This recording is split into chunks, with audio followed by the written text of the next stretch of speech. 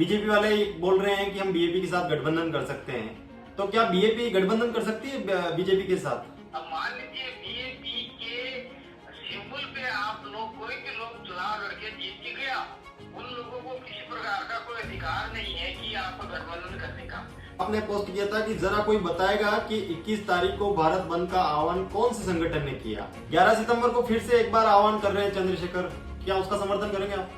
तो आज मैं ही कह दूं, मैं भारत बंद का आह्वान करता हूँ, चलो मैं आसाम बंद का आह्वान करता हूँ, जम्मूपुर बंद का आह्वान करता हूँ। भाजपा के प्रदेश अध्यक्ष आने के बाद में राजकुमार की प्रशंसा की जी। तो राजकुमार की प्रशंसा करना भी एक प्रकार का उनका राजनीतिक स्टाइल है।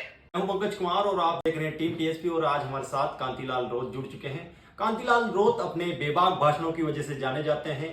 कांतिलाल रोत अपनी विचारधारा के लिए जाने जाते हैं और कुछ पोस्ट के लिए भी वो अभी मीडिया पर छाए हुए थे। सबसे पहले सर नमस्कार, स्वागत है आपका।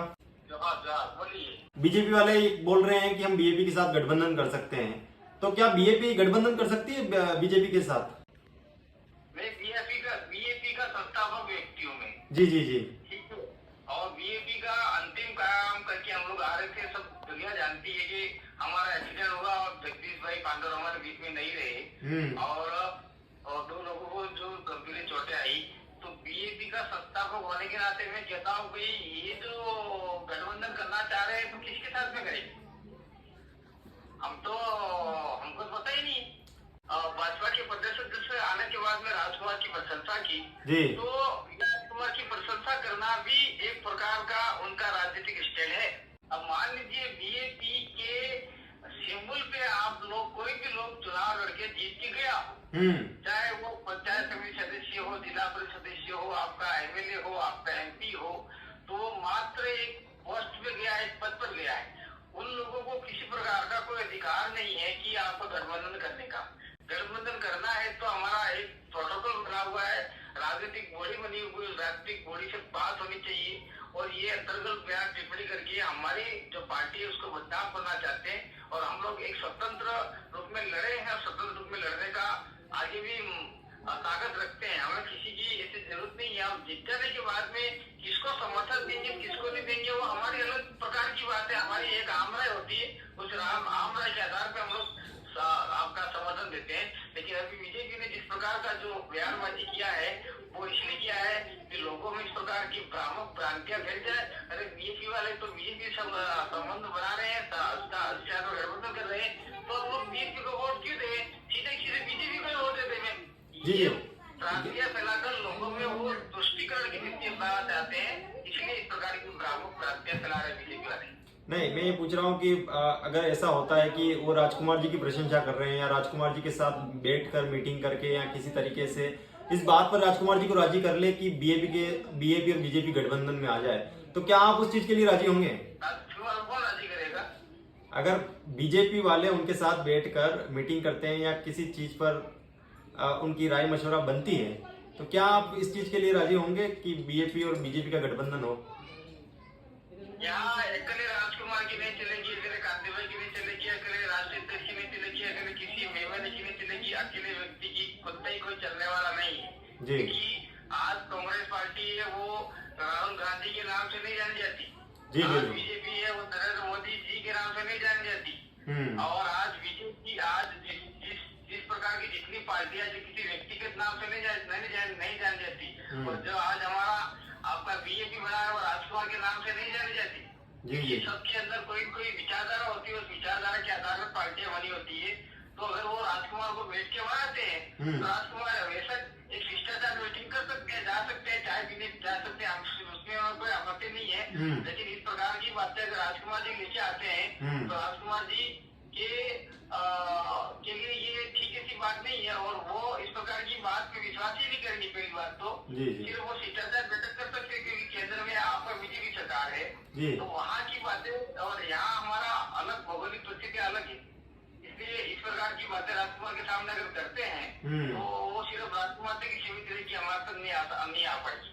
आपके द्वारा फेसबुक पर एक पोस्ट किया गया था अभी हाल ही में कुछ दिन पहले, जिसके बाद मीडिया के अंदर ये बातें चल पड़ी कि शायद बीएपी पार्टी में सब कुछ ठीक नहीं चल रहा है। राजकुमार रोत और कांतिलाल रोत के बीच में सब कुछ ठीक नहीं चल रहा है। उस पोस्ट को मैं एक बार पढ़ के बता देता हूं जो आपने करी थी। जो लोग हमारे और विचारधारा के दम पर आगे बढ़ गए वो अब उनके इलाकों में हमारी उपस्थिति नहीं चाहते हैं। हम चले जाएं तो वो मायूस हो जाते हैं। इस पोस्ट के बाद मीडिया में ये चला कि शायद राजकुमार रोत के लिए पोस्ट लिखा गया है। क्या सच्चाई है सर इस बात में? राजकुमार रोत और कांतिलाल रोत का कार्य क्षेत्र एक ही है, इनका जिला डूंगरपुर है जी। जिला डूंगरपुर में कार्य क्षेत्र एक ही है। तो ये जो जिस प्रकार से जिन्होंने मेरी पोस्ट पे अंतर्गत बयान किए है या टिप्पणी की है या पोस्ट कमेंट किया है, जी जी जी, उसका मैं खंडन करता हूँ। राजकुमार मेरे से छोटा है, मेरा छोटा भाई के बराबर है। जी जी जी, तो मेरा कोई अनुमान नहीं है, क्योंकि राजकुमार रोत ने जब आपका लोकसभा चुनाव से पहले मीडिया सर्वे कर रहा था तो उसमें टॉप नंबर पे कांतिलाल रोत का नाम चल रहा था मीडिया सर्वे के अंदर। ठीक है। और फिर बाद में राजकुमार रोत ने मेरे से पूछा कि भाई आप चुनाव लड़ने वाले हो क्या लड़ने वाले? मैंने कहा देखो मैं 2019 में लोकसभा चुनाव लड़ा, मेरा एक्सीडेंट हुआ, फिर विधानसभा चुनाव लड़ा, अब मेरे पास इतना पैसा नहीं है कि मैं चुनाव लड़ पाऊँ। तो आप लड़ना चाहते लड़ो। जी जी, वो हमसे सलाह मशविरा करके चुनाव लड़े हैं, इसलिए ये बेतुका बयान बेतुकी कमेंट करने वाले लोगों को मैं साफ कहना चाहता हूँ कि इस प्रकार की बेतुकी कमेंट नहीं करनी चाहिए।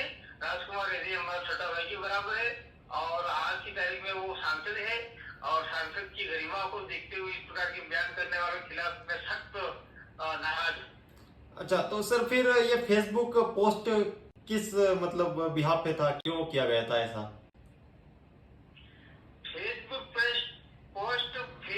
फेसबुक वॉल मेरा है। जी जी, फेसबुक अकाउंट मेरी है। जी जी, तो मैं किसी भी स्थान पे जाता हूँ, मैं आज से यहाँ राजस्थान लेवल का नहीं बात कर रहा हूँ। हाँ, मैं मध्य प्रदेश, गुजरात, महाराष्ट्र और आपका ये 4 राज्यों का हम लोग पहले बहुत ज्यादा घूम रहे हैं। 4 राज्यों के इसके बाद में आपके छत्तीसगढ़, झारखंड, उड़ीसा और पश्चिम बंगाल, आसाम, इस इलाकों में हम लोग तीव्र गति से घूम रहे हैं। हमारा कार्य क्षेत्र बड़ा आदिवासी परिवार का। जी, तो किसी भी इलाके में छोटा मोटा कहीं मैंने देखा होगा, इसलिए मैंने लिखा होगा। मैं नाम नहीं लेना चाहता हूँ। जी जी जी, क्योंकि आज की तारीख देख लीजिए, जब आपकी कोई राजस्थान में या फिर अपने किसी इलाके में कोई हमारी पार्टी नहीं बनी या हम पार्टी नहीं लाए थे, हाँ, उसमें मात्र और मात्र कांतिलाल आदिवासी का के नाम से लोग कांतिलाल आदिवासी को बुलाते थे। हर किसी कार्यक्रम, चाहे आलू का कार्यक्रम हो, चाहे आपका सामाजिक कार्यक्रम हो, चाहे कोई धरना हो, चाहे गोरगलियों का चाहे प्रदर्शन हो, उसमें बड़े दम के साथ में कांतिलाल आपको आना ही पड़ेगा ऐसा करके मुझे लोग बुला देते। और मैं आज भी जाता हूँ, कल भी जाया करता था और आने वाले समय में जाऊंगा। मैं अभी काम कभी छोड़ने वाला नहीं हूँ, क्योंकि मैंने अपना पूरा जीवन समाज को अर्पित कर दिया है। इसलिए उस समय बुलाते थे। आज की तारीख में कहीं कहीं मुझे लग रहा है कि कुछ तो है जो लोग मेरे जाने के बाद मेरा समझते हैं कि यार कांतिलाल आने के बाद में हमें भाषण नहीं देने मिलेगा या फिर हमारा थोड़ा सा कद कम हो जाएगा, ऐसा कहीं न कहीं महसूस होता है मुझे कि ऐसा हो रहा है। इसलिए मैंने पोस्ट डाली थी और खास करके ये पोस्ट डालने के बाद में नहीं हुआ है। जी जी, ये जो आप पूछ रहे हैं, ये पोस्ट डालने के बाद में इस प्रकार की कमेंट या मीडियाबाजी नहीं हुई है। मीडियाबाजी उस पोस्ट में हुई है। मैंने एक पोस्ट और डाली थी कि किसके कहने पर कौन सा संगठन है जो भारत बंद का आह्वान अपने ऊपर ले रहा है। जी जी, मैं वो पढ़ देता हूँ सर एक बार A to Z। आपने पोस्ट किया था कि जरा कोई बताएगा कि 21 तारीख को भारत बंद का आह्वान कौन से संगठन ने किया? 2 अप्रैल की घटना झेल चुके हैं, हवाई फायर आदेश नहीं चलेगा। इस पे ज्यादा इस पोस्ट पे ज्यादा हंगामा हुआ। जी जी, और मैं इस पोस्ट में कतई गलत नहीं हूँ। मैं 200% राइट हूँ, क्योंकि 21 तारीख का जो भारत बंद का आह्वान था, जी जी, किसी दलित संगठन ने उसको आह्वान नहीं किया कि भाई भारत बंद करना है। किसी आदिवासी संगठन ने आह्वान नहीं किया, किसी ओबी संगठन ने आह्वान नहीं किया, किसी संयुक्त संगठन ने आह्वान नहीं किया था। ये सिर्फ सोशल मीडिया में आवाजें चल रही थी। किसी ने अपने तरीके से आह्वान का कोई संदेश नहीं दिया था। तो उसी तरह से हमने पहले भी 2000 तो सर ये आह्वान तो चंद्रशेखर जी के द्वारा किया गया था। चंद्रशेखर आजाद जी के द्वारा आह्वान किया, ऐसा कहीं है उन्होंने सोशल मैंने क्या लिखा है, मौखिक आदेश नहीं चलेगा, चंद्रशेखर आजाद का भीम आर्मी चल रहा है जी। आज की तारीख में वो भीम आर्मी के राज्य सदस्य हैं, लेकिन वो साथ साथ में राष्ट्रीय अध्यक्ष है आपके आजाद समाज पार्टी के। जी जी। तो भीम आर्मी जो है वो आपका आजाद समाज पार्टी का अग्रिम सामाजिक संगठन नहीं कहेगा, अग्रिम संगठन है वो, क्योंकि चंद्रशेखर आजाद ये दोनों जगह पे राष्ट्रीय अध्यक्ष बने हुए हैं। इसलिए ये जो आह्वान था वो किसी राजनीतिक पार्टी का आह्वान था, न कि कोई सामाजिक संगठन का। तो इसके बिल्कुल भी आजाद ने अगर सवाल किया होगा, हाँ, मौखिक रूप से किया था, सामाजिक नहीं किया। अच्छा, तो समर्थन में नहीं है आप इस भारत बंद के? भारत बंद हो चुका 11 सितंबर को। समर्थन मैंने कह दिया था कि अपने अपने तरीके से अपने अपने स्तर पे भारत बंद के समर्थन में उतरो। 11 सितंबर को फिर से एक बार आह्वान कर रहे हैं चंद्रशेखर, क्या उसका समर्थन करेंगे आप?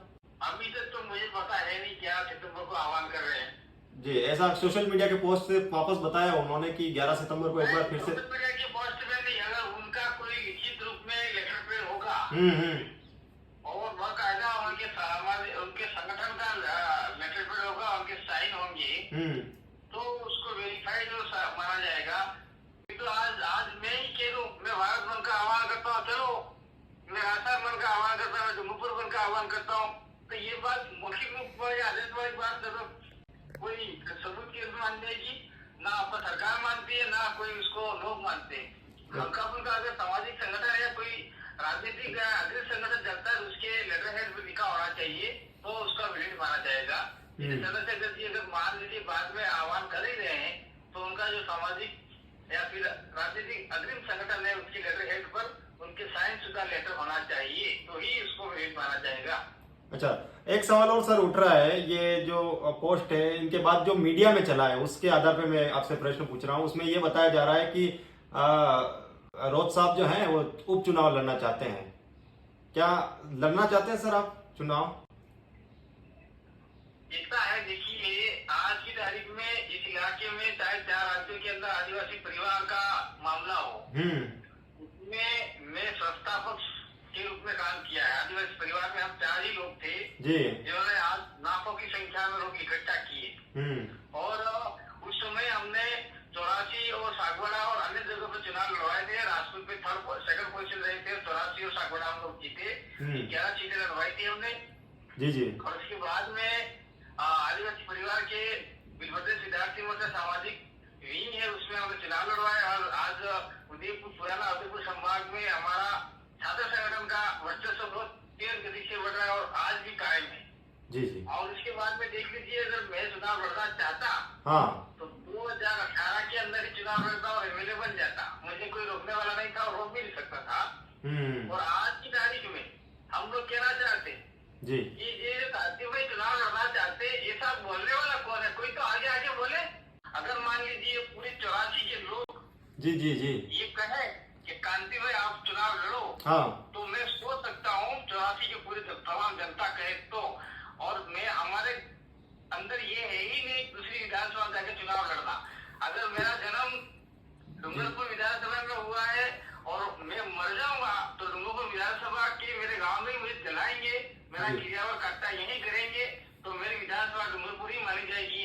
मैं जाके 84 में नहीं लड़ सकता, 84 का आदमी यहाँ नहीं लड़ सकता, आसपुर का आदमी डूंगरपुर लड़ सकता, डूंगरपुर का आदमी आसपुर लड़ सकता। ये तो हमारे पहले से प्रोटोकॉल बना हुआ है, इसीलिए 84 में लड़ने का तो कोई सवाल ही पैदा नहीं होता। जो 84 के नाम से मुझे बदनाम करते हैं, मैं उनका सख्त विरोध करता हूँ। इसके पीछे क्या मकसद नजर आ रहा है सर? क्योंकि बहुत सारी ऐसी फेक खबरें भी आ रही है बीजेपी के खिलाफ, अखबारों की कटिंगें जो एडिट कर करके लिखी जा रही है, ये चीजें जो अभी बहुत ज्यादा हद तक फैल रही है, तो ये आपको क्या लग रहा है, क्या चल रहा है? मतलब देखिए, अखबारों की कटिंग का एडिटिंग करना, जो अखबार चल रहा है आपका था चुनाव एक्सप्रेस का, क्या नाम था उसका?